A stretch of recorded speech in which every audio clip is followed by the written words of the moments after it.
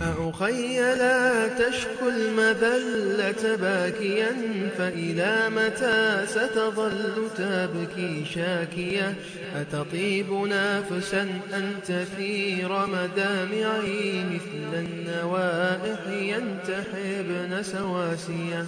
أتظن أن العز يرجعه البكاء، فالمجد صار قصائدا وأمانيا؟ قل لي بربك هل تريد نصيحتي؟ إني سألتك فاستمع لسؤالي. أوليس موتي في حياتي مرة، لم لا يكون ختامها استشهاديا؟ لما سمت نفس الشهيد مطالبا، أعلى الإله له المكانة عاليا.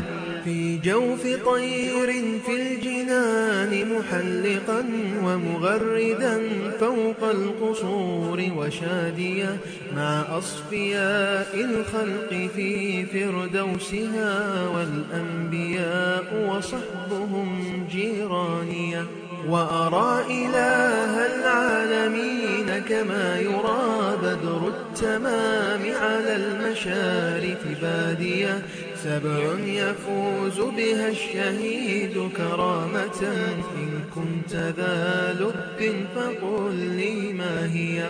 فالذنب يغفر عند أول قطرة، وأرى المكانة في المنازل عالية، والقبر يؤمن هوله وعذابه، يا فرحة ومن القيامة ناجية. ومتوجا تاج الوقار، وشافعا في ذي القرابة قاصيا أو دانيا، والحور ترقب في اشتياق مقبل، يا قبلة هي دائيا ودوائيا.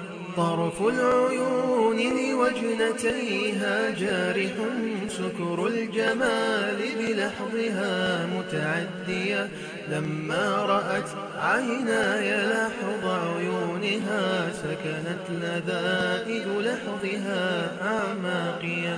لما نظرت احترت في قسماتها، أي الثمار ينال ثاري جانية، فاقت خيال المادحين لوصفها، صب الجمال على الجمال فأرويا، صب الجمال على الجمال فأرويا، صب الجمال على الجمال فأرويا.